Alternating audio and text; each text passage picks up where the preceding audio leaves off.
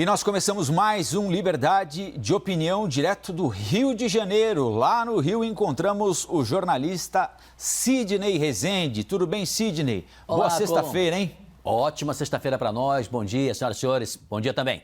Vamos em frente aqui no Liberdade de Opinião com o Sidney Rezende. Nosso primeiro assunto é o seguinte: o ministro do Supremo Tribunal Federal, Marco Aurélio Mello, suspendeu o inquérito que apura as denúncias feitas pelo ex-ministro da Justiça, Sérgio Moro, de que o presidente Jair Bolsonaro teria tentado interferir nos trabalhos da Polícia Federal. O depoimento, nós noticiamos aqui, estava marcado para ocorrer entre os dias 21 e 23 agora do mês de setembro, mas o ministro Marco Aurélio suspendeu a tramitação de todo o inquérito até que o plenário do Supremo, ou seja, todos os ministros, possam se reunir para decidir se o presidente da República tem ou não o direito de depor por escrito. Uma prerrogativa, aliás, que já foi dada ao ex-presidente da República, Michel Temer. Durante aquela tradicional transmissão que o presidente Bolsonaro faz todas as quintas-feiras à noite pela internet, ele falou sobre o assunto e nós separamos um trecho. E daí, se Deus quiser, a gente enterra logo esse processo aí e acaba com essa farsa, né, desse ex-ministro da Justiça de me acusar de forma leviana. Ou melhor, ele alega no depoimento dele, o Sérgio Moro, que não me acusou, ele trouxe fatos. É uma brincadeira, né? É uma brincadeira. Trouxe fatos e cabe agora ao MP, ao Supremo, aprofundar as investigações. Sidney, na sua opinião, foi correta a decisão do ministro Marco Aurélio de suspender o processo até que o plenário possa se reunir e decidir se o presidente da República tem ou não o direito de prestar o depoimento por escrito? Repito aqui o argumento utilizado pelo presidente Bolsonaro, prerrogativa que foi dada no mandato anterior ao ex-presidente Michel Temer naquele inquérito dos portos? Colombo, você nunca facilita a minha vida, né? Você diz assim, foi correta. Eu diria o seguinte, foi legítima, porque Marco Aurélio tem o direito, já que está na tomada de decisão, de optar por um caminho. Como fez o ministro Luiz Roberto quando permitiu que o ex-ministro Michel Temer respondesse por escrito, que é o precedente que você lembra aí, não é? Não é que dá uma prerrogativa, mas é um precedente. E agora o ministro Marco Aurélio diz o seguinte, olha, vamos decidir de forma colegiada. Vamos lá, qual é a raiz desse problema? Não tem uma regulamentação específica. Falta uma regulamentação, que se faça logo essa regulamentação. Então, do ponto de vista da legitimidade, poderia Marco Aurélio tanto decidir como Luiz Roberto decidiu, como poderia decidir como Celso de Mello preferiu, que é responder de forma presencial, como poderia fazer o que ele fez, que é uma escapatória, né, para dividir a responsabilidade com os 10 outros superministros do Supremo Tribunal Federal. Eu considero que o tempo das suas excelências deveria estar dedicado a outras coisas mais prementes, porque tem uma fila de problemas para ser resolvido aguardando a decisão do Supremo Tribunal Federal. Que se seguisse o que o ministro Celso de Mello solicitou por uma mera razão, que poderia ser qualquer outro ministro, pela minha explicação aqui, né? Mas por uma específica razão. O próprio presidente Jair Bolsonaro não se opõe. No dia 2 de junho, ele diz o seguinte, ó, para mim tanto faz. Bom, se tanto faz, pode ser por escrito, pode ser presencial, pode ser virtual, pode ser de qualquer maneira. Ele disse, o cara, por escrito, eu sei que ele tem uma segurança enorme na resposta, porque ele não vai titubear. Ao vivo, pode titubear. Mas não estou preocupado com isso. Posso conversar presencialmente com a Polícia Federal sem problema nenhum. Ora, se o próprio presidente não vê problema nenhum, né, por que então não permitir que ele respondesse logo e o Supremo tratasse em reunião colegiada de outros assuntos importantes? Aí vamos ao cerne da sua pergunta. Foi correta a decisão? Foi correta a decisão. Eu não votaria dessa maneira, mas ele votou e pode fazê-lo, né? Ele e os outros 10. Lembra quando eu disse aqui mais de uma ocasião que, diferentemente dos Estados Unidos, onde o Supremo lá se tem um respeito muito grande pelo voto individual e os outros ministros não ficam desdizendo o que o ministro anterior votou, justamente para evitar confusão. Aqui não. Cada ministro é uma sentença, então você tem que ficar um pouco ali naquela tensão. Ministro A vota com a cor azul, ministro B vota com a cor vermelha, ministro C vota com a cor roxa. É complicado isso. Eu acho que isso pode se chamar, que até um dos ministros disse, né? Autofagia do Supremo Tribunal Federal.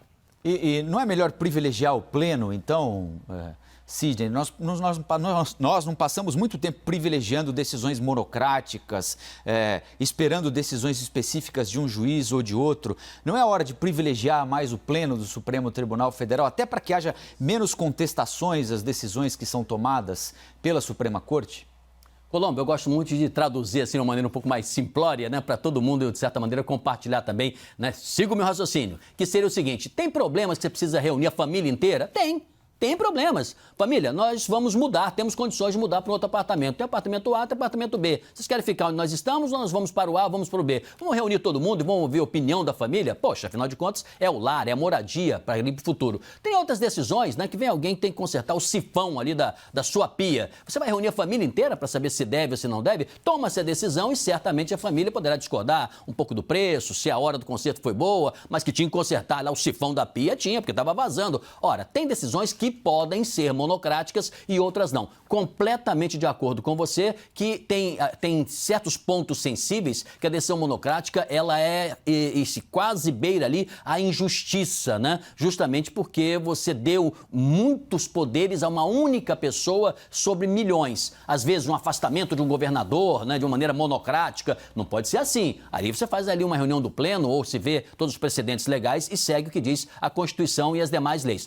Aí sim, então a tomada de decisão em que há situações em que deve se reunir todo mundo, o pleno, e tem outras que não. Então, vamos ver um pouquinho aí, cada caso um caso, né, conforme a relevância do assunto. Agora, se o presidente vai responder por escrito ou não, segue as normas. O ministro Celso de Mello acha que ele deve, o presidente também não vê problema nenhum, por que não? O ex-juiz e ex-ministro da Justiça, Sérgio Moro, a quem nós nos referimos agora há pouquinho, conseguiu regularizar a situação dele na Ordem dos Advogados do Brasil, na OAB. O que é que isso significa? Que ele agora passa a ter o direito de ser contratado como um advogado. O escritório de Moro vai ficar lá em Curitiba, no entanto, para exercer a advocacia, ele ainda tem de esperar o fim da quarentena de 6 meses, desde que saiu do governo, determinada pela Comissão de Ética Pública da Presidência. A possibilidade de Moro exercer a profissão de advogado está gerando, é claro, uma barulheira danada, né? Alguns juristas já tinham anunciado que entrariam com recurso para impugnar a inscrição. Por quê? Qual é a alegação? De que Moro, quando atuando como juiz, desrespeitou prerrogativas dos advogados de forma sistemática, como, por exemplo, com grampos telefônicos instalados em ramais de advogados e a determinação de gravação de conversas de advogados com os seus clientes. Sidney, Sérgio Moro, diante disso tudo, pode se tornar um advogado? Você imagina Sérgio Moro sendo contratado por um cliente importante como um advogado? É um direito dele exercer essa profissão? E essas críticas que estão fazendo a ele agora não passam de uma tentativa de vingança, de desqualificá-lo como profissional, ou há algo efetivo, concreto, que o impeça de exercer a advocacia? Bom, primeiro, ele não vai poder trabalhar? Não pode mais trabalhar, justamente na área judicial em que ele atua? Juiz ele não pode ser, porque ele não é mais, né? Então, ele pode trabalhar. Eu não vejo problema nenhum ele postular a sua condição de ser advogado e levar sustento para sua família, enfim, desenvolver a sua expertise, o seu talento. Zero de problema sobre esse aspecto. Acho que ele pode reivindicar, sim, e atuar como advogado. Ele, tendo feito a prova do OAB, né, tendo se formado, tendo todos os conhecimentos, toda a preparação, qualificação, ele tem, não vejo problema nenhum nesse primeiro tocante aí, primeiro elemento. O segundo elemento é preciso verificar o que diz a regulamentação e as normas. Tem uma quarentena, porque ele era juiz. Terminada a quarentena, repito, ele pode postular essa ou qualquer outra função, né, que não exista uma obrigatoriedade de cumprir certas regras. E ele tem cumprido essas regras até o momento. Ele não está militando na área de advocacia. O terceiro elemento é o que diz o Código de Ética da OAB, porque é justamente a OAB que vai qualificá-lo com todas as condições e regularização para ele postular qualquer coisa, para atender um cliente, para integrar um grupo de advogados, para abrir o seu próprio escritório. Então é preciso ver se o Código de Ética, se fere o Código de Ética da OAB. É possível que ele tenha até condição de ser advogado, exercer a profissão e tenha lá alguma advertência desses elementos que os juristas consideram sensíveis, a esses pontos, né? Porque de fato é complicado. Se ele como juiz embarreirou o direito direito dos advogados exercerem a defesa dos seus clientes, é preciso agora que a OAB responda de maneira clara e objetiva sobre isso. Agora, misturar também a política com o que diz a letra fria da lei, não me agrada isso. Eu acho que é o tipo de coisa que você traz a política para dentro de casa, embora considere fundamental o debate amplo e democrático. Agora, os advogados, nos grupos de advogados que eu tomei conhecimento, levaram com um certo bom humor. Por exemplo, teve um deles que disse o seguinte: agora o Moro pode virar advogado ou pagodeiro, né? Você viu a foto da carteirinha? Tem sorriso maroto. Porque ele tirou a foto assim um pouquinho, né, com risinho. Tem outro que diz assim: vai ser concorrência desleal, porque nós não vamos conseguir competir com ele pela amizade que ele tem no Ministério Público. Então a rapaziada levou também com um certo humor. Então é preciso debater, é preciso definir bem o que é o papel do advogado, e este caso específico não é o único, né? O ex-governador Witzel era juiz também, deixou de sê-lo para se candidatar e entrar na política. Então é preciso, já tem vários precedentes assim, é preciso normatizar isso direitinho, né? O juiz não pode, contra o juiz, achar que pode ser o dono do mundo, depois vira advogado e acha que o juiz tem que fazer o que ele quer, porque agora ele é advogado, está defendendo o seu cliente. Não é assim que a banda toca.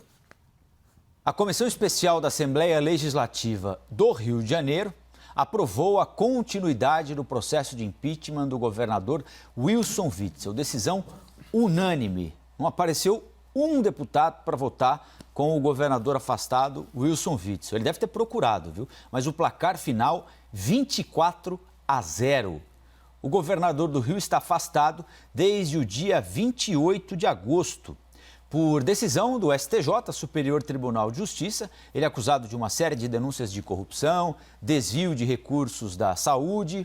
Depois da votação ontem na Alerj, nas redes sociais, Witzel disse que recebe com respeito e tranquilidade o resultado da votação e que fará a defesa dele por escrito e presencialmente também, e que tem confiança que será submetido a um julgamento justo em algum momento desse processo. Sidney, com essa unanimidade, mais uma, aliás, contra o governador do Rio de Janeiro afastado, Wilson Witzel, agora 24-0.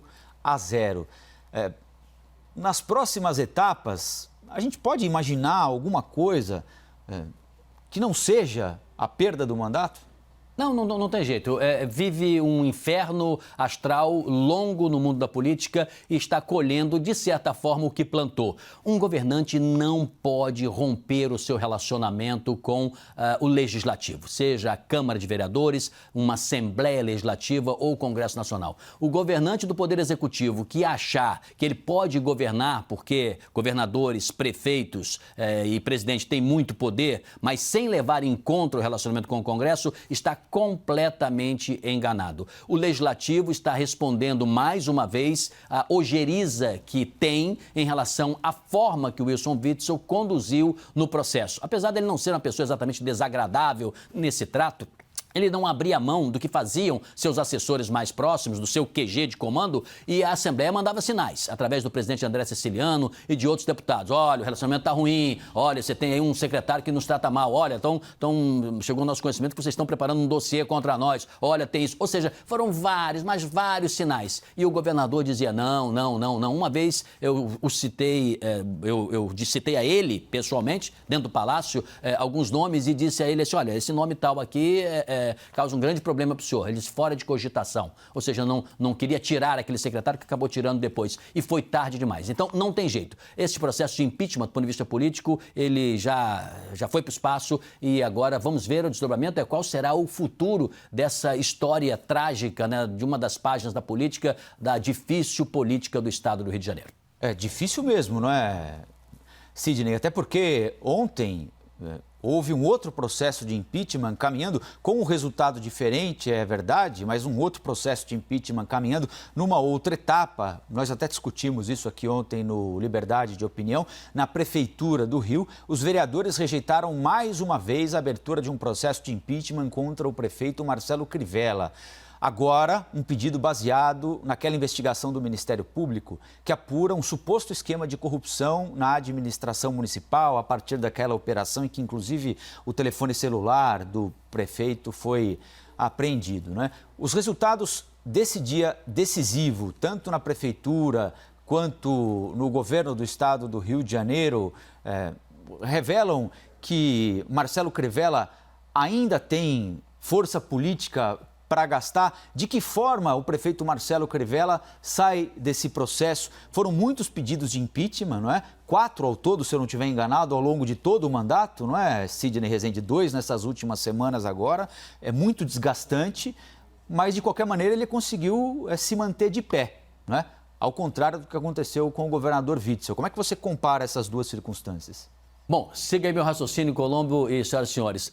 Imagina aquele programa dominical que tem aquele quadro, né, que tem uma ponte e o cidadão bota um capacete e sai andando. Então primeiro vem uma espécie assim de uma luva de boxe, ele abaixa, passa por ela. Daqui a pouco é uma bola de gás em cima dele, né? Depois tem um jato de água. Então ele vai tentando ali se equilibrar para passar aquela ponte para o outro lado. E de fato o prefeito Marcelo Crivella foi vivenciando estes dramas, né? A situação trágica da saúde, os vários processos de impeachment, acusações de toda ordem, desgastes, falta de uma base forte na Câmara de Vereadores, que ele acabou recompondo, necessidade de ter novos apoios, troca de secretários. Ele está naquela ponte, né? Ele está apanhando, mas ele não chegou até o final da ponte, que é a eleição. Então, ele tem capital político? Tem capital político. Tem uma importância e força nessa eleição? Claro que tem. Ele tem o controle da caneta e da máquina pública da prefeitura da cidade do Rio de Janeiro. Ele tem o apoio da família Bolsonaro, isso faz diferença? Tem o apoio da família Bolsonaro e faz diferença. Os Bolsonaro prefeririam um outro candidato, mas foi Crivella que os acolheu no Partido Republicano e disse, olha, vem para cá, vamos juntos. E já tem distribuído, inclusive, para os seus grupos de apoiadores, uma série de gravações com o presidente Bolsonaro. O presidente Bolsonaro, que esteve no Rio de Janeiro, chegou a dançar com ele, lembra-se disso? Eles dançaram no palco, né? E o presidente quis, com aquela imagem, dizer que estava acolhendo, abraçando o amigo. E, de fato, eles estão juntos nisso aí. Então, ele tem capital, mas ainda não chegou ao final. Então, é preciso agora aguardar, porque se ele obteve vitórias como todas estas e se evitou o impeachment, isso só mostra que ele está vivo no jogo. Agora, pense bem também sobre o olhar da oposição. Empichar um prefeito agora é um objetivo mais eleitoral, porque o prazo está muito curto, estamos muito próximos do final do mandato, muito próximos da eleição. Mas a ideia é desgastar, é cansar aquele cidadão do programa dominical para ele chegar-se na parte final, talvez nada bata nele, mas ele caia dentro d'água. É isso que a oposição está esperando que aconteça. Então, Crivella é diferente de Witzel por causa disso. Ele é mais forte politicamente do que Witzel, mas não é tão forte assim que garanta uma vitória antecipada. Nós estamos falando muito do Rio de Janeiro, mas tem processo de impeachment também lá em Santa Catarina. O processo andou, o processo de impeachment contra o governador Carlos Moisés e também contra a vice Daniela Rainer. 33 votos a favor do processo contra o governador Carlos Moisés. São votações separadas, né? Mas o processo contra os dois andou. E no processo contra a vice, Daniela Rainer, 32 votos a favor também. Ambos investigados por uma suspeita de crime de responsabilidade por um aumento salarial dado aos procuradores do estado de Santa Catarina. O que é que está acontecendo ali em Santa Catarina? O governador do estado se distanciou, ele foi eleito muito na esteira do bolsonarismo ali em 2018, se distanciou do presidente Bolsonaro, tem essa votação separada, né? Impeachment do governador, a vice-governadora num primeiro momento ficaria, aí agora parece que o processo vai começar a caminhar junto. O presidente da Assembleia Legislativa, que é o próximo na linha sucessória, enfrenta muitas denúncias de corrupção. O governador diz que ele tem interesse em acelerar o processo para tomar o cargo do governador. Enfim, uma confusão generalizada por lá também, hein, Sidney? Não me agrada, aí vou honrar aqui o liberdade de opinião, né, se utilizar o instrumento do impeachment a todo e qualquer momento. Não acho que é a melhor tarefa. Ora, as assembleias legislativas, elas precisam fiscalizar mais o Poder Executivo e não deixar o quadro se agravar a este ponto que precisa empichar, afastar o governador. Sim, está acontecendo em Santa Catarina uma crise como no Rio de Janeiro e em outras cidades e outros estados do Brasil que demonstram essa dicotomia, esse descompasso, né, esse problema seríssimo de você imaginar politicamente que alguém vai exercer uma forma de atuação e esta pessoa, mais adiante, ela segue um outro caminho e você começa a achar que é um estelionato do voto. Quando se tem o estelionato do voto, a melhor maneira de afastar esse governante é não votando nele próprio, não votando por um outro que você acha que é mais justo no que você pensa e exigindo dele que faça o que ele tem que fazer, que é governar, ter governança, ter gestão. Então a gente não pode também ficar por conta do humor, alguém estava do meu lado, né? E agora não está mais. Se não está, é meu inimigo. Se é meu inimigo, porque não está do meu lado, eu vou derrubá-lo. Não é assim que as coisas funcionam. Então, eu tenho a impressão que o que está acontecendo em Santa Catarina é um pouco o retrato disso. E lembrando que os catarinenses são bem conservadores, né? Por isso estão se sentindo agredidos, estão feridos, estão partindo para essa. Sidney Rezende, bom final de semana e logo, logo tem o Sidney no rádio também, hein? É verdade, é verdade. Eu espero que não enjoem de mim, né? Espero que não enjoem de mim, tá certo? Eu gosto muito de fazer aqui o quadro com você, Colombo, e eu espero que o público goste da gente também no rádio. Thaís Herédia e eu, o Roberto Donato também. Nós vamos ter aí um time bem bacana a partir de outubro. Valeu, Sidney. Estamos todos ansiosos. Até segunda-feira. Um abraço.